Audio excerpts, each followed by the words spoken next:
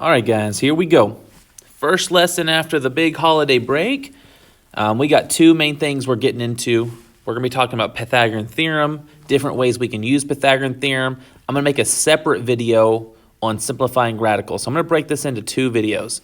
The first video is all about how can we do Pythagorean Theorem quickly, especially if numbers are large or tough to think about. So let's go through this. The unit right before the holiday break, or the big break we had, we talked about similar shapes. You will have a quiz, no calculator. You're going to have to be able to do a problem like this without a calculator. We know that Pythagorean theorem is a squared plus b squared equals c squared. I don't want you doing 42 squared, not unless you have to. And this is a situation where you don't have to. I am going to make a similar shape. How am I going to do that? What is a common factor for the number 60 and 42? Well, you can divide both of those numbers by 6. And we could make a smaller, similar right triangle. These are similar triangles. Now, we can do Pythagorean theorem on the smaller triangle. We know that 10 squared plus 7 squared has to equal c squared. So 149 has to equal c squared, so that c value is the square root of 149.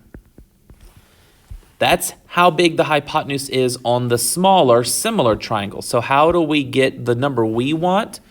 To go back here, we're going to have to do times 6, right? Didn't we do divided by 6 to create our triangle? Well, to go back home, we're going to have to do times 6.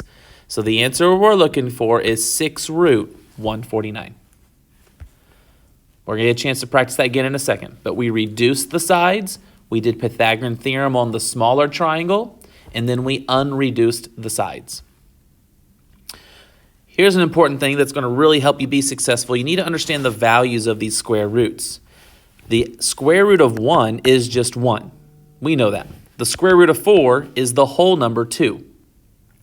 But what about these numbers in between? How about the square root of 2 and the square root of 3? Well, the square root of 2, it's more than the square root of 1, but it's less than the square root of 4. We know that this number is somewhere between the numbers 1 and 2. And actually, it comes out to being real close to 1.4. I don't expect you to know that it's 1.4, but you should be able to come up with a reasonably close guess to the value of any particular square root. The square root of 3, again, it's between 1 and 4. It's closer to 4 than it is to 1. So when you take the square root, it's going to be closer to 2 than it is to 1, right? So, I actually know this number. It's really close to 1.7. Again, I don't expect you to know that that's 1.7, but you should be able to think, okay, root 3 is in between root 1 and root 4. It's got to be somewhere between the values 1 and 2. How about root 22 over here? Well, we know that root 16 is the whole number 4. We know that root 25 is the whole number 5. So root 22 hangs out somewhere between 4 and 5.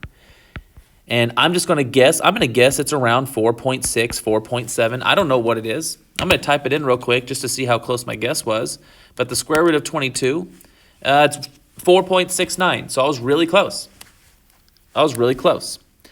I knew it was between 4 and 5. I knew it was closer to 5 than it was 4. How about the one we just did, root 149? Well, we know that root 144 is 12. We know that root 169 is 13. So where's root 144 or 149? It's going to be somewhere between 12 and 13. And it's going to be a lot closer to 12 than it is to 13. I'm going to guess around 12.1, maybe 12.2, maybe. I'm going to type it in, see what my guess was. Root 149. And I got 12.2. It was 12.2. Not super important to know that, but understanding that it's somewhere between 12 and 13, that's a big deal. So if I'm looking at something like this, what is the bigger number? A lot of people would look at this and see that root 110 and go, oh, 110, that's got to be bigger. That is not the case. The square root of 110, we know that the square root of 100 is 10. We know that the square root of 121 is 11. So root 110 is somewhere between 10 and 11. It's really close to the middle, so it's probably like 10.4, almost 10.5. Something like that. That is smaller than 11. People are going to do this on this quiz, though. So, like, you're going to have situations. 6 times 2 equals 12. 6 root 3 is just 6 root 3. What is the bigger number? There are going to be some of you that tell me 6 root 3 is the bigger number, and that is not true. 12 is bigger than 6 root 3, right? The square root of 3 is smaller than 2. 6 times 2, therefore, has to be bigger than 6 times the square root of 3. Understanding that is really important, so let's make sure that you got that down. All right, here's another one like the first one. Find the missing side. Well, I don't expect you to do 32. Sorry, I don't expect you to do 32 squared in your head. But you can reduce. Both of these can be divided by 8. 32 divided by 8 is 4. 40 divided by 8 is 5. And then do Pythagorean theorem on the smaller triangle. So we know that a squared plus b squared equals c squared. On this one, we have one of the legs. So that I'm going to make that my a squared. And 5 would be my c squared. So b squared equals 5 squared minus 4 squared. So b would have to equal the square root of 9, which is 3. So this side would have to be 3. Well, how did we go backwards? We did divided by 8 to go backwards, so we're going to do times 8 to go forwards. So the answer we're looking for would be 24. What is a Pythagorean triple? Well, right above is an example of Pythagorean triple. Pythagorean triple must be whole numbers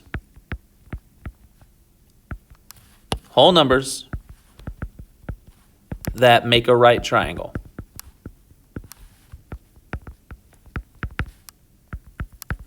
Boom. And whole numbers implies that they are positive.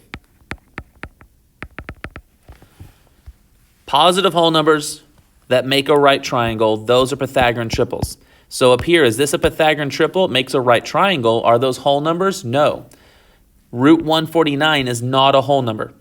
So 6 times root 149 is not a whole number. Is this a triple? Yes. All 3 of those are whole numbers. They make a right triangle. Is this a triple? Yes. So those are examples of triples. We have the 4 most common triple families. And there's not really a technical term for this that I know of. I call them families. 3, 4, 5 is a triple family, meaning there's no greatest common factor. There's no way to make that any smaller. I wouldn't call this a family because I could take an 8 out of all of those and produce this other triangle. As a matter of fact, on the quiz, I'm going to give you a question like this, and it's going to, you're going to have to find the missing side, and then it's going to say, what family does it belong to? And that answer is going to be 3, 4, 5. This triangle right here is a multiple of 3, 4, 5. It is a part of the 3, 4, 5 family. 3, 4, 5 is one of my Pythagorean triple families that we need to know. You also need to know 5, 12, 13. You also need to know 7, 24, 25. And last, you need to know 8, 15, 17. Those are the 4 most common families. As a matter of fact, if you're in science classes, math classes, and you see a right triangle with whole numbers, there's a pretty good chance that it's a part of one of these families. One of the really recent SAT tests, it was on the non-calculator section. They had a right triangle with sides 10 and 24. And if you didn't understand the stuff that I just taught, the strategies I just taught, that could take a long time. Well, it's on the non-calculator part. You don't have long to do it. So you need to understand, hey, I got to pull out the common factor. And if you had your triples memorized, you would very quickly know that it's 13. You wouldn't even have to do the Pythagorean theorem. You know that 5 and 12 always go with a hypotenuse of 13. And then you could multiply the 2 back in. And, if you understood this strategy of reduce, know your triples, and then multiply it back in, you could just do this in seconds. Well, I'm going to guess it was a high miss rate because a lot of people don't know this strategy. I don't think it's super common. It's not something people remember. But I'm asking you to know it. I'm asking you to remember it. You need to get these memorized. You need to have them memorized right now. You need to interrupt the forgetting. You need to try to do it from memory multiple times until you have them all memorized. Oops. Very important to memorize these four triples. There are other Pythagorean families, but these are the four most common that you need to know. So like on the quiz, I give you a right triangle. You know, it's something like 24 and 75. I messed up.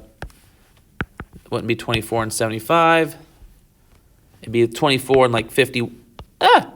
24 and 51. That's a little harder to see, but 3 goes into both of those. That would be 8 and 17. You don't want to be taking the time to do 17 squared on the quiz. If you know 8 and 17 always have another leg of 15, you can very quickly get the answer 45. So please know the triples. It makes everything faster and better and easier. All right, what about Pythagorean inequalities? Well, let's take a look at the first situation. This is a right triangle. This actually is not an inequality. This is an equality. We know on a right triangle, this is the baseline. A squared plus B squared equals C squared. And I don't know if you remember from Algebra 1, but it's the actual square. When we say A squared, we're talking about a square that is A by A that has an area of A squared. B squared, that's a square that is B by B with an area of B squared. And C squared is a square that is C by C, right? And we know that if you add the two small areas, if it equals the biggest area, that the shape between them will end up being a right triangle. It has to be that way. So this is, we know that this is true. So then what would happen over here? If that 90 degree got bigger, right? It's 100 degrees, 110, 120. What has to happen for that 90 to get bigger? Well, this side would have to get longer, right? If that 90, if that's all that's happening is 90 is getting bigger. It's, larger and larger and larger. It is the C that has to get bigger. Well, if C gets bigger, that means C squared gets bigger, and it's an obtuse triangle. So if A squared plus B squared is less than C squared, in other words, if C squared is bigger, then you know it's going to be an obtuse triangle.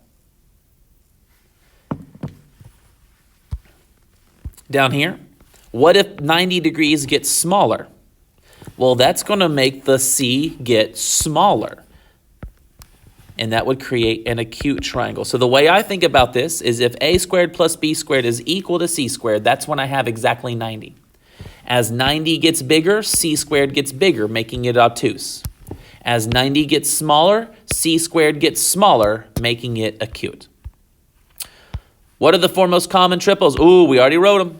Do it from memory right now. If you're watching this video and you want to really be good at some stuff, right now, give it your best shot. See if you can get it. I'm going to write them down. Pause the video and do it on your own.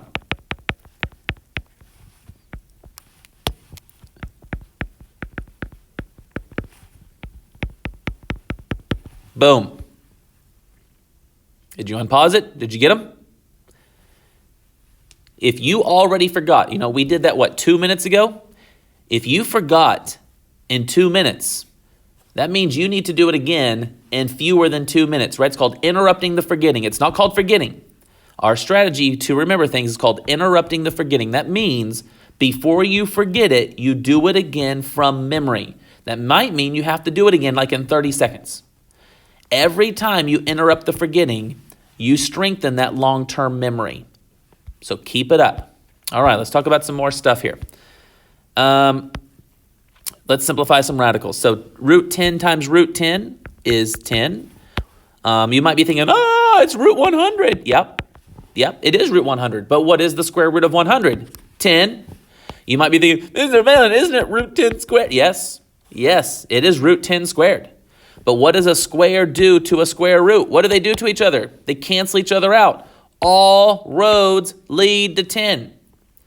So just real quick, guys, this symbol is called a radical. The thing inside it is called a radican, right? Like someone who lives in Texas is called a Texan. A number that lives inside a radical is called a radican. If you have the same radican twice, it eliminates the radical, and it just becomes the whole number radican. So if it's root x times root x, it's going to become x. If it's, here's a different situation, but we have 5 times 10, that would be 50. And then what is root 3 times root 3? Same radican, becomes just whole number 3. So that would be 150. Over here, 4 root 3 squared. That's like saying 4 root 3 times 4 root 3, which is like saying 4 squared times root 3 squared. These are all the same thing. So again, radican times radican, right? Square root times a square. It cancels out. So we have 16 times whole number 3. That is 48. So you have to know how to do this stuff. You have to. But let's go back to a right, acute, and obtuse. So here's 4 examples. You can pause the video, try to do these before I do them. But I'm going to work through them right now. The process doesn't change. What do you need to do? You need to square each number. Well, we just did 4 root 3 squared, right? That's the very last thing we did. That's 16 times 3. That's going to be 48. We're going to do 4 squared. That's 16. And then we're going to do 6 root 2 squared. Well, that's going to be 36 times 2. That's going to be 72, right? That's 6 squared times root 2 squared. That's how you need to think about it. Well, what was our rule? We're trying to figure out how does a squared plus b squared relate to c squared, right? If we go back up here, if a squared plus b squared is bigger, right? In other words, if c squared is smaller, that means 90 got smaller. That's acute. If c squared is bigger, that means 90 got bigger. That's obtuse. And if c squared is equal, well, that's exactly 90. That's what we're trying to figure out. So I'm going to take the 2 smaller numbers and add them together. 48, 58, 64, and 72. Well, 72 is the bigger number. Therefore, it is obtuse. C squared was bigger. How about over here? I square each number. I got 25, 100, and 121. That's the 25 and 100 are the 2 smaller numbers. That's 125 compared to 121. Well, 125 is bigger. This one is acute. On this one, c squared is smaller. And if c squared is smaller, then 90 had to get smaller. This one's tricky. Remember back from the last unit that a plus b has to be bigger than c to even be a triangle.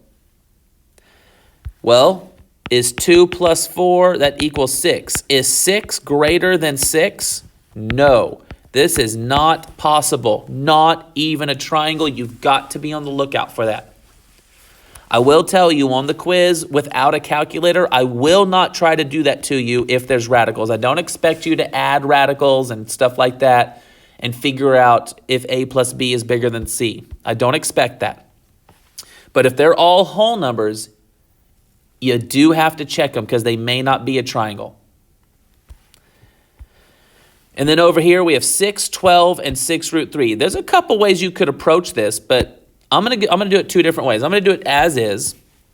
So square each number. That would be 36. That'd be 144. And then 6 root 3 squared is 6 squared times root 3 squared. That's 36 times 3. That's 108. So a squared plus b squared, that's the 2 small ones, and c squared.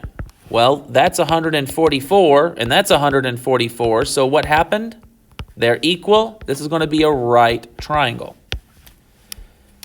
Another way you could have done it, and this would save you some time. I'm going to do it down here. What if it was 6, 12, and 6 root 3? Let's do the same thing. Could I reduce each number by a factor of 6? Would these 2 triangles be similar? Yes, they would. So if the first triangle is a right triangle, wouldn't the similar triangle also be a right triangle? Would this be an easier 3 numbers to choose from? Yeah. 1 squared is 1, 2 squared is 4, and root 3 squared, that's 3. So you would do 1 plus 3 and 4, right? A squared plus B squared and C squared. And then here we have 4 equals 4. Once again, we come out with a right triangle. So that is one way you could have done that. Boom. Loving it. All right. That's where I'm going to stop this. Next video, we're going to be talking about simplifying radicals.